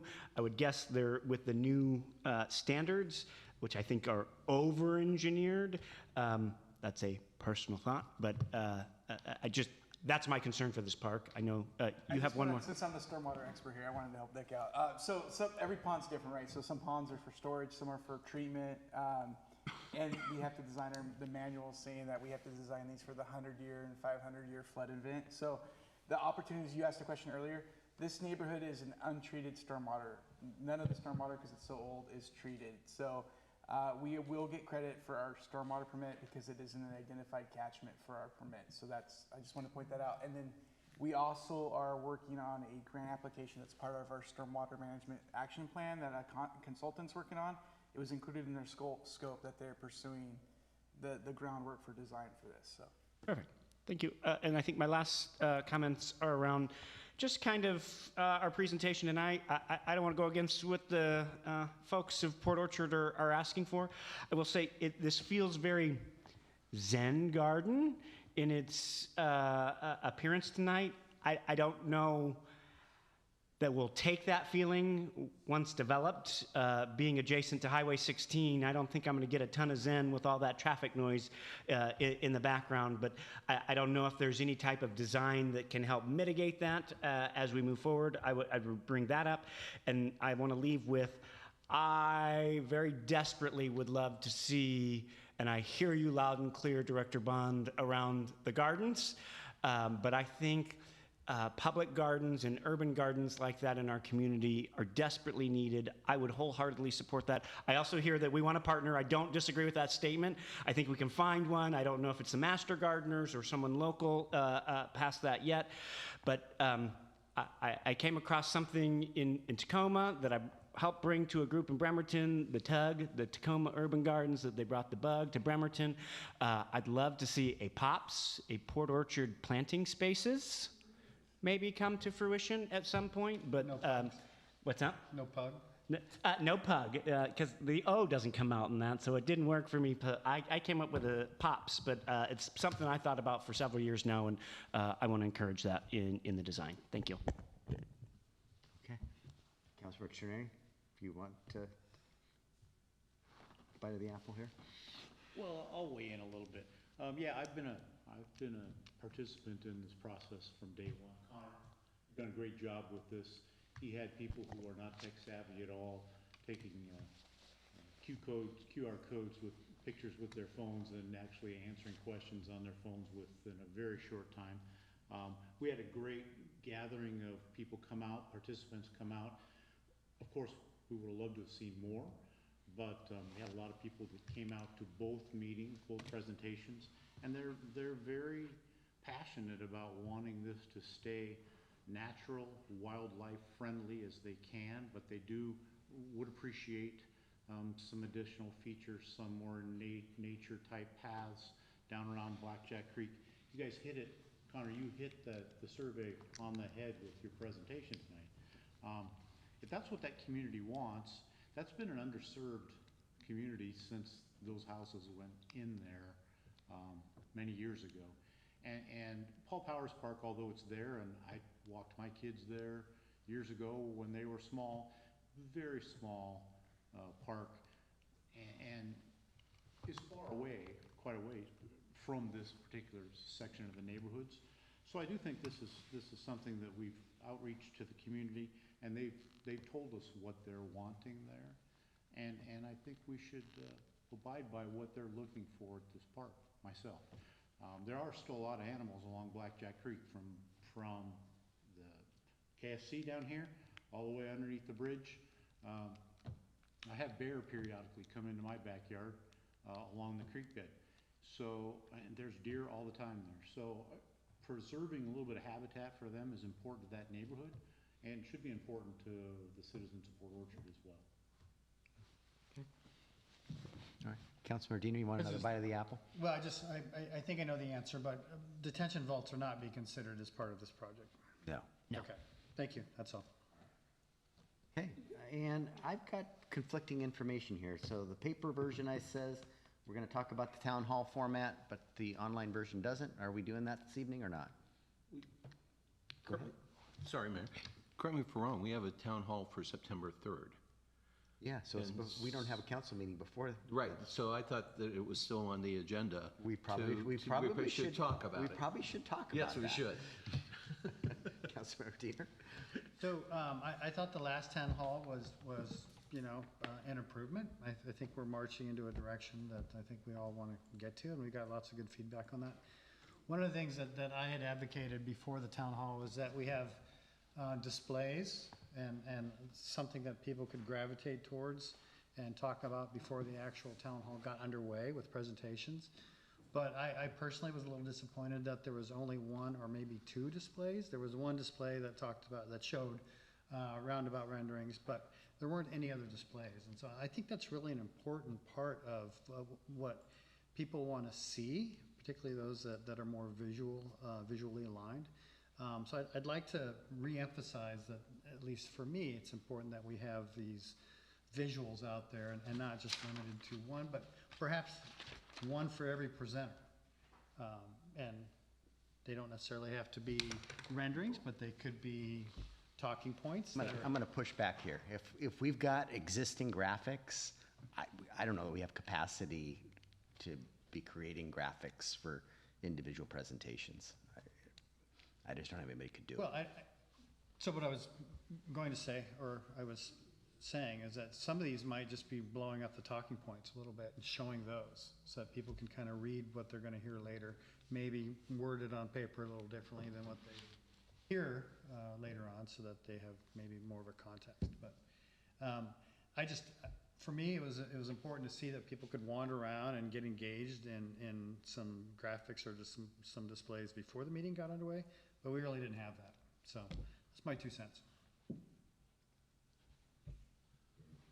Thoughts? Go ahead, Councilmember Rosepepe. No, I think the town hall is moving forward. I concur with Scott that especially since we have a before kind of welcoming time period, and then afterwards where council members are kind of individual and people can come up to them. I have, I think, 3 slides, and one of them, all on the parks, and one of them could be easily, a static display for afterwards to talk to people. So I think it would be up to the council member who has that topic to see if they want to have something static display afterwards, to contact whomever, whether it be Brandy or Megan, and say, could I have this display? My main focus tonight to continue this discussion was we have one new council member who may not realize the town hall is coming and would need a topic, and just to have a review of topics and who had what. I'm still good with my topic of comp plan and parks, but I'm not sure everybody else would want the topic that they had, but that's me. Okay, Councilmember Morrissey. Yeah, so my 2 quick things. I think I recall that as well. If you wanted one, you could ask for one last time for a display. I would advocate for that. I don't know that I would have one. I would also advocate now, realizing, well, I think I knew it, but now realizing, we don't have another meeting before then. I think it would be easiest, and I would throw out there, unless somebody really has opinions otherwise, that we kind of keep the look and feel the same as it was with same topics.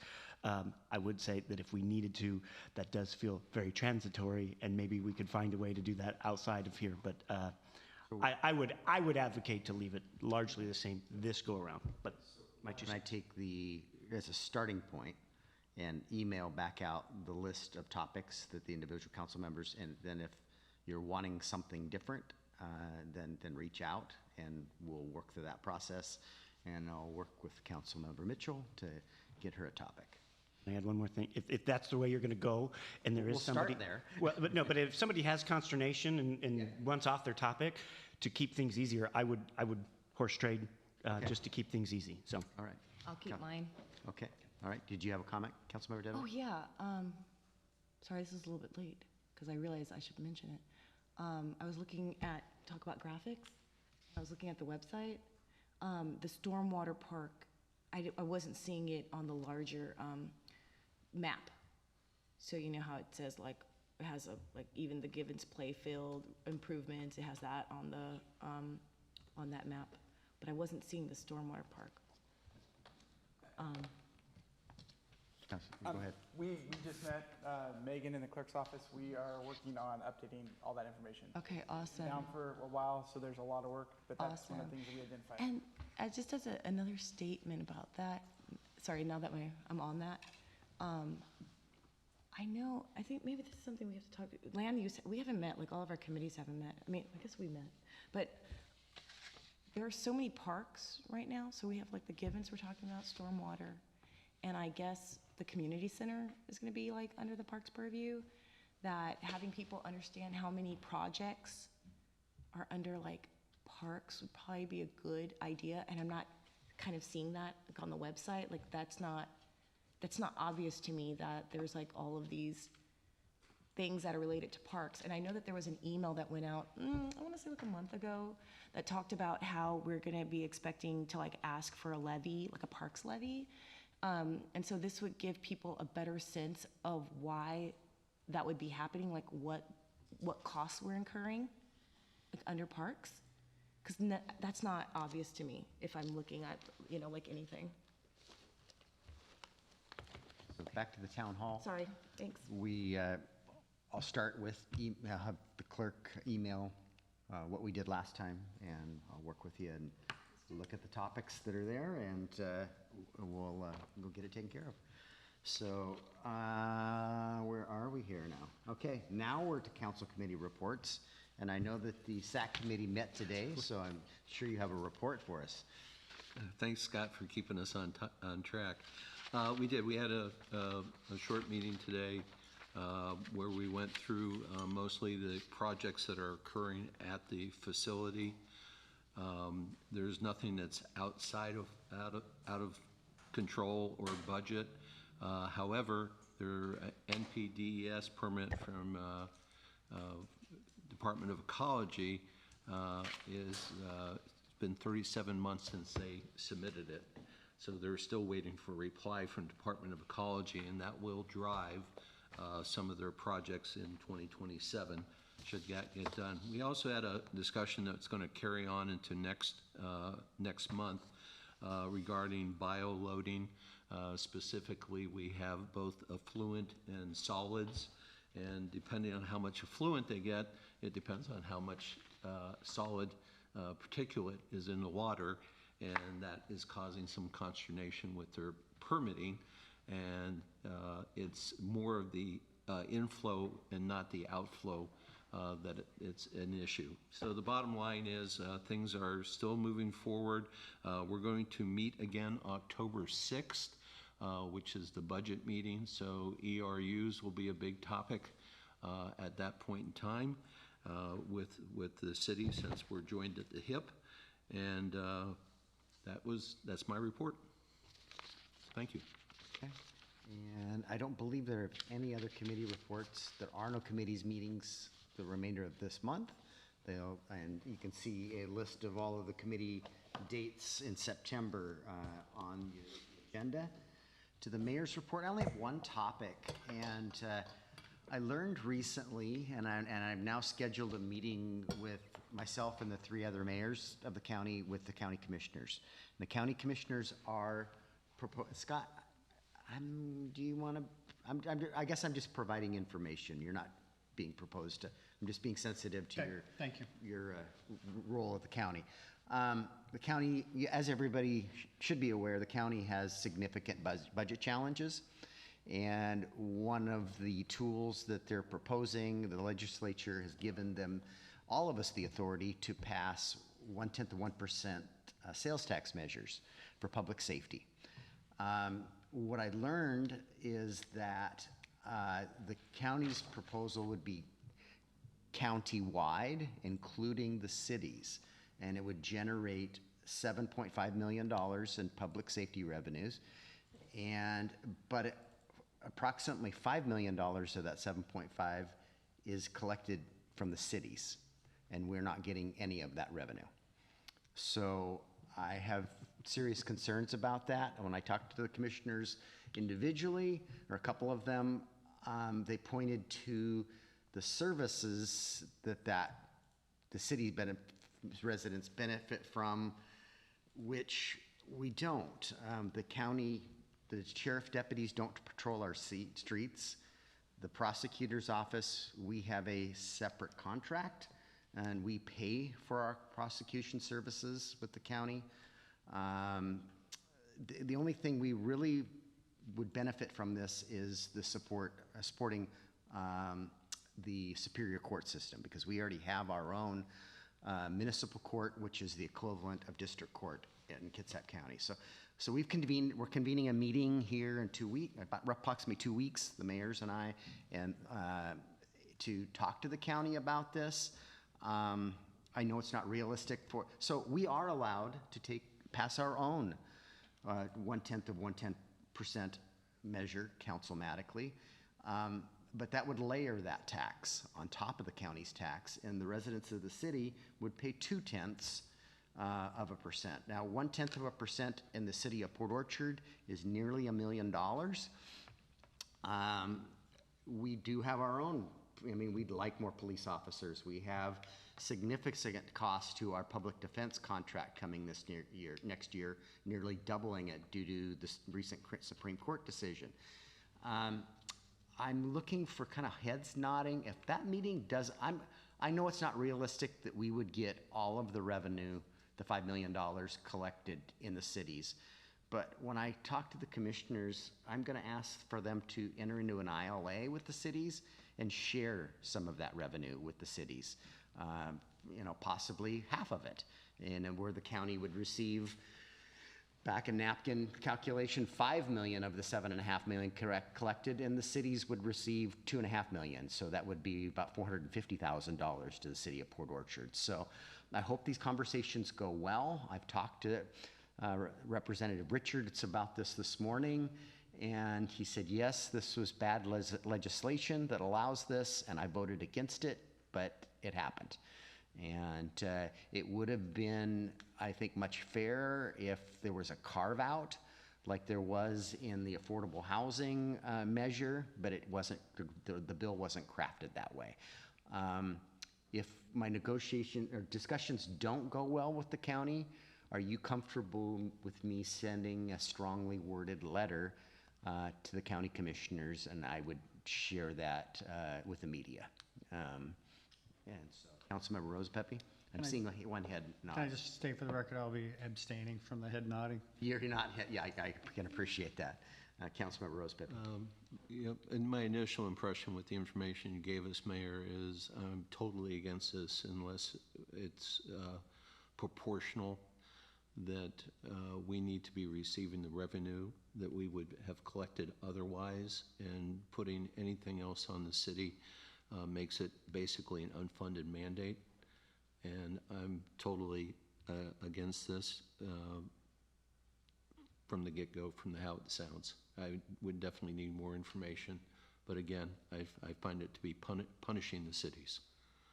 And the county intends to take action on this by the end. So my letter could happen before your guys' next meeting, but on the other hand, I'm good with I think a letter, you but guys, we'll have more discussion about it on September 8th, definitely. Councilmember Dedman? I think also concern, just as not even a council member, but a member of the public, is that we see places like Tacoma who have adopted this extra tax, and the money isn't going where it was supposed to, where people who voted to have this tax put in place for public safety, and that money isn't getting used for what the people thought it was going to be. So that's another concern from my perspective of seeing this tax. We have no ability to stop the county. They're allowed to do it. But Councilmember Morrissey, go ahead. Yeah, I'm for it because it's not even a vote of the people. It's the vote of the three commissioners that enact this tax. So it's a councilmatic tax. It is not a vote of the people for this. In fact, we as a body of 7 could implement that here from this dais today. And I won't get into that today, but I will say I also would concur that I'm in favor of that, and I would ask that maybe you ask this body to come lobby with you when they take said motion up the hill. So I definitely will when they intend to take action, I will communicate that, and if it might be very beneficial for us to go testify potentially on that. Councilmember Trine? I'd be interested to see what they would say, how our citizens benefit from this tax that they're going to place on our citizens, and the city receives nothing to provide that benefit to our citizens. The only thing I can identify is Superior Court, because we pay directly for the jail for the prosecution services. To the tune of $950,000 a year? Probably not. So I'm in favor of marching up there with you and lobbying against this. Okay, thank you. Mayor? Sorry, I also want to point out Ms. Archer. Go ahead. Ms. Archer, go ahead.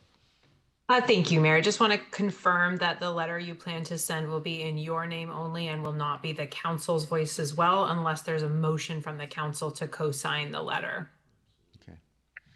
Is the letter strong? Well, it would be. Please. This is my question. You were stating that we currently pay for Kitsap County prosecution services? Through a contract. Through a contract. I'm not sure how the county and the city negotiate, but is that like a point of negotiation where the money that they take from this public safety tax could offset that bill? So any like funding, instead of us that coming out of our pocket, then using that tax money? Worthy conversations to have, but yeah. So, Councilmember Mitchell, go ahead.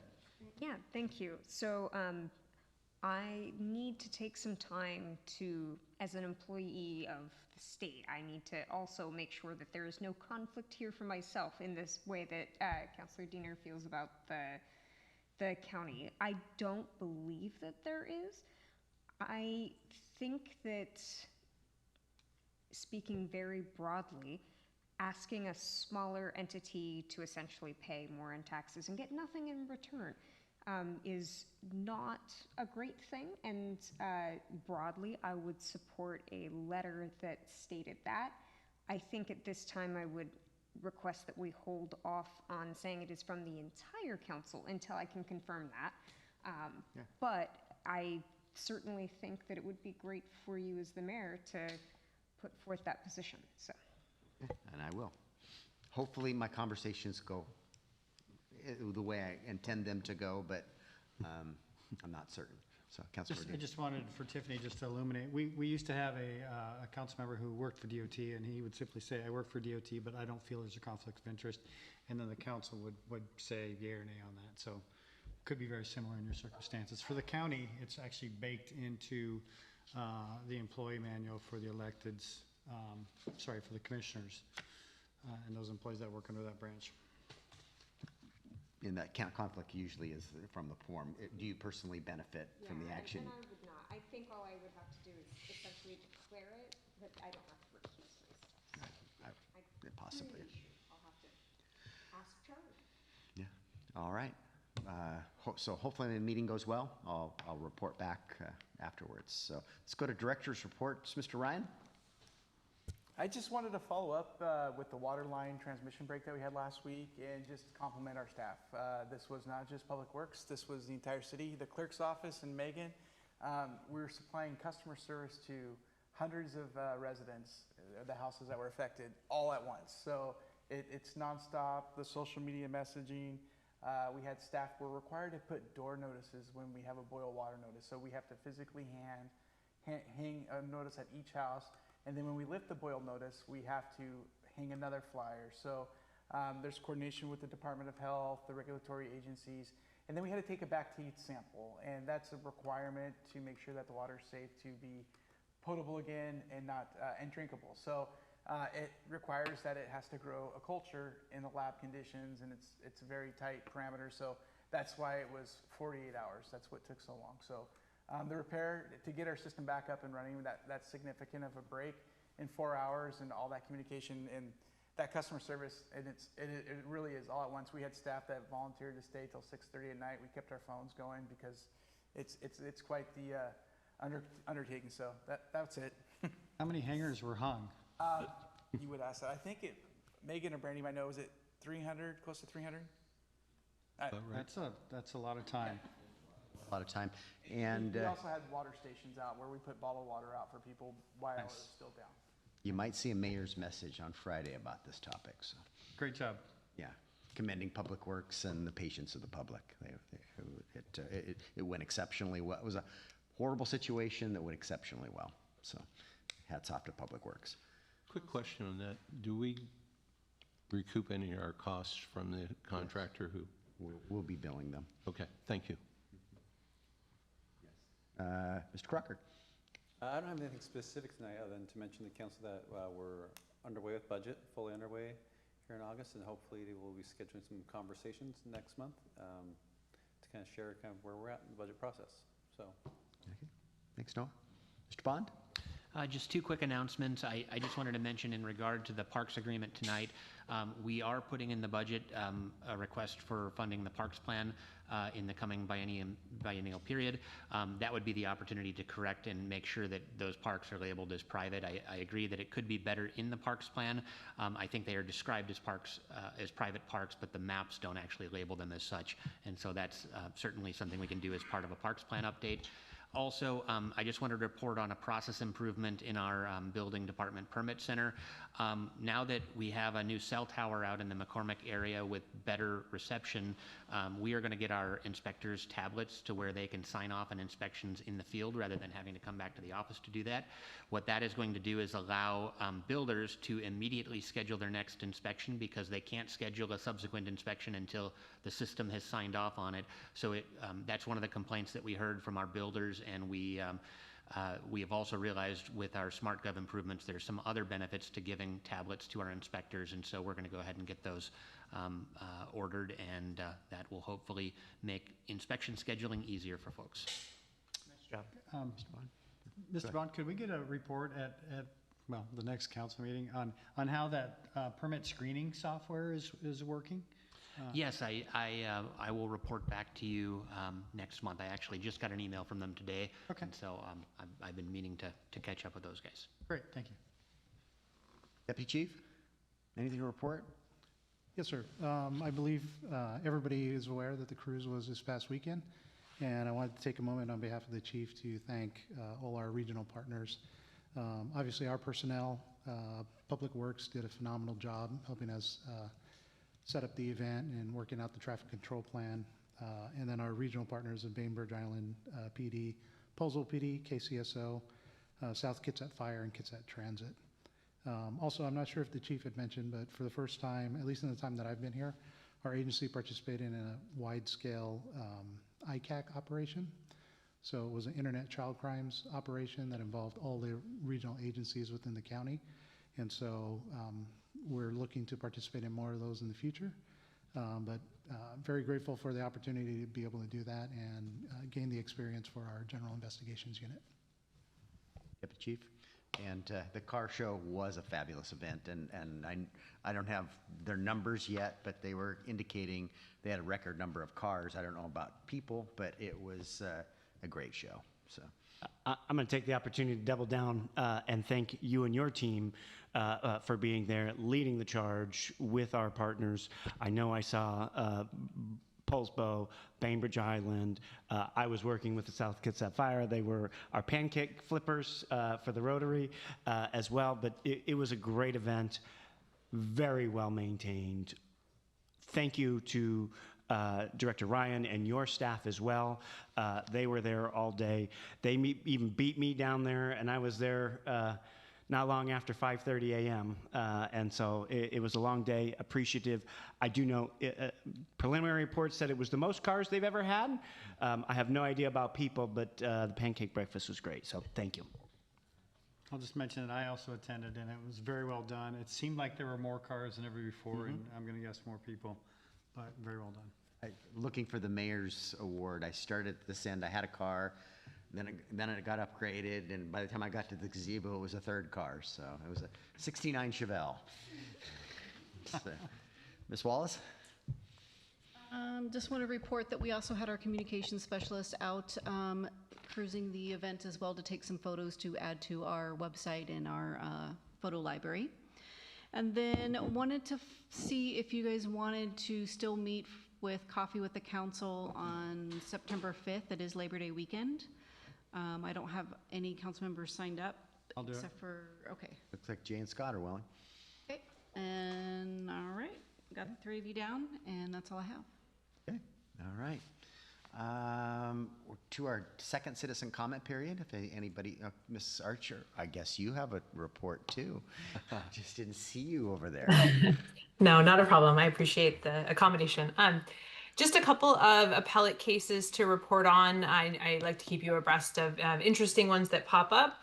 The council will recall we discussed a case earlier this year, Arthur West versus the City of Burien, where the Court of Appeals made a determination that a majority of council attending a press conference, although they were occupied with the passive receipt of information at that press conference, there were facts sufficient to state a potential OPMA claim.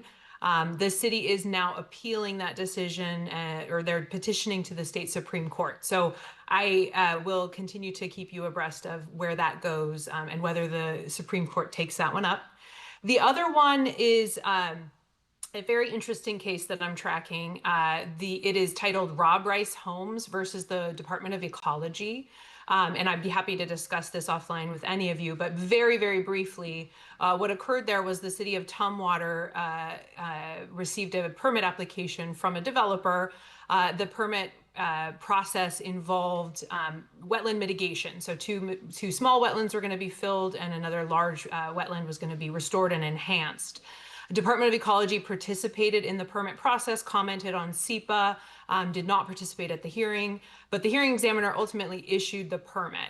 And where this case takes an interesting turn is Department of Ecology then issued a notice to the developer and said, despite you having that permit, under our regulatory authority, you do not have the ability to move forward with this action. We will assess significant monetary penalties if you choose to do so. And our authority is under the APA and the Water Pollution Control Act. So essentially, this case sets up a conflict between the permitting process that local governments use and the appeals process under the Land Use Petition Act, with this purported authority of ecology to stop the permitting process under Water Pollution Control Act, despite not having ecology appeal the hearing examiner's decision, appeal SEPA. There was no appeals process utilized by ecology. So this will be a very, very interesting case to track where it heads. As you know, I'm the chair of the Washington Association of Municipal Attorneys Amicus Committee, and we're still considering whether to weigh in on this and work with AWC and other organizations, because this has obviously a significant impact on local government autonomy. Charlie, could you cite the name of that case again? Because it does seem like a really big deal. Yeah, absolutely. And I can send you the pleadings I have as well. Rob Rice Homes versus Washington Department of Ecology. Thank you, Charlie. Anything else? Yeah, absolutely. That's it. Thank you. Okay, we're going to move on to our second citizen comment period. Is there anyone wishing to address the council? And if you're online, use the raise your hand feature. Please, sir, go ahead. And just identify yourself for the record. You have 3 minutes. My name is Scott Schaefer, and I own 821 to 825 Bay Street. And I would just like to say thank you for Mr. Mayor, for council members, for your support in helping me bring my little corner of the neighborhood up. And I'll do my part. And I'm just glad to see the council, you know, looking out for the downtown area there as well. It's very nice. And Nick Bond, thank you very much for your help as well. Thank you. That's what I have. Thank you. Thank you for your comments. Anyone else wishing to address the council? Okay, we're to go to order, but we do have a brief executive session, so don't run off after go to the order. So, Councilmember Rose, Pepe, go ahead. Scott, I'm going to ask you to step out for this one, though. Thank you.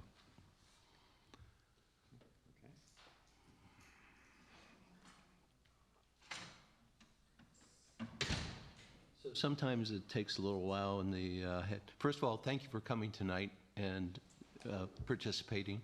Appreciate it. About a year ago, maybe a little bit longer, John brought up about the two members of council having to recuse themselves because of working for the county on anything that's council business. It really hit home when we had the streets contract, what was it, a couple weeks ago, and we were down a council member and then two more. I sent a very strongly worded from my own email to the commissioners, and I think that we ought to consider as a council, I haven't received a response yet, which is disappointing in itself, but I think that we ought to consider as a council sending a letter on that behalf. I'm pretty much done when we talk about playing nicely with the council or with the county. It's a two-way street on that, and I just want the council to consider that and being willing to discuss it further. But on this subject, I'm pretty firm right now. So thanks, John, for bringing that to attention. I'm sorry it took so long to get on board. That's all I have. Oh, and the cruise was great, so I was down there too. I'll second those comments. I would love to see that on a September work study session. Long overdue. Scott, bring him back in the room. Are we going back there? Are we good? I could have done it. Well, when we're done with, anything else for the good of the order? Okay. Yeah, Tiffany, Councilmember, go ahead. I just wanted to say thank you again for the opportunity to be here. This was a great first meeting, and I just appreciated it so much. So thank you so much. Okay, I think we will take a less than 5-minute break and convene in the conference room for an executive session related to a real estate matter. Ms. Archer, would you state the statutes related to that? Yes, absolutely. The council will enter an executive session pursuant to RCW 4230-110, subpart 1, subpart B, to consider the selection or site of or the acquisition of real estate when public knowledge might cause likelihood of increased price. And what's the length, Mr. Mayor? 10 minutes. Okay. So with the 5-minute break, the council will come back at 8:42. Sure. That would be 5 minutes from now. Is 8:33. So 15 minutes is what we're looking for. looking Is 8:33, and then we will have a 10-minute executive session once we get back there. With no action to follow. With no action to follow. Thank you. for. Right. So we're turning at 8:43. Yep. Yep. Okay. Okay. Thank you. I just need to.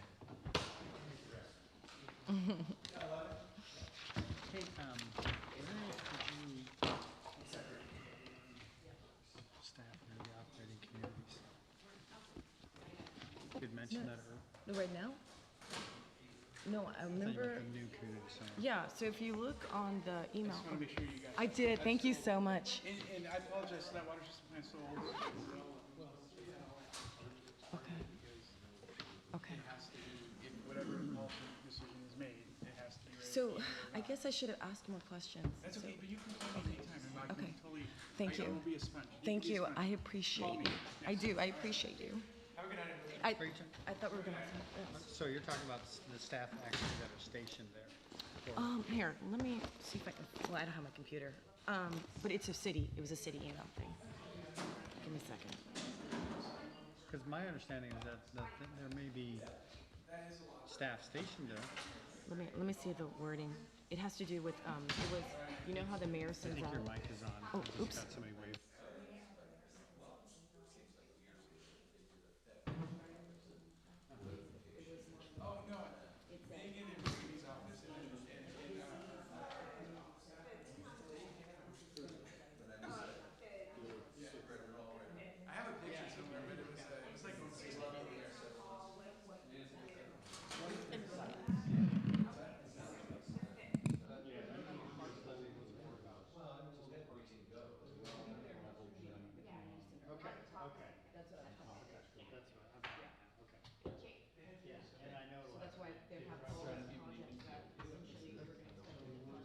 Let's rock and roll, guys.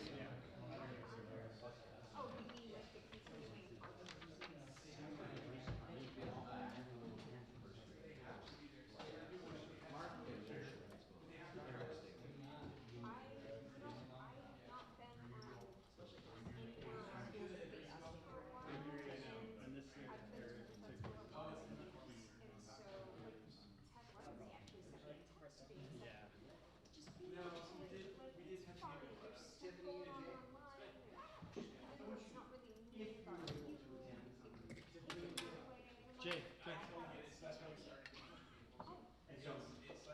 fast 5 minutes. That was just. There was four that did, right? Like at the bottom of the hill, there was 10. Yeah, I kind of figured out you guys. No, I kind of figured out this. Feel comfortable, I don't know. Hey, John, or we should just rent those beer. Councilmember Morrissey. Well, I hear that, you know, yeah. Hey, John? Ready? I have 2 minutes according to my watch. Ms. Mitchell, nice to meet you. Nice to meet you too. Thank you, Dennis.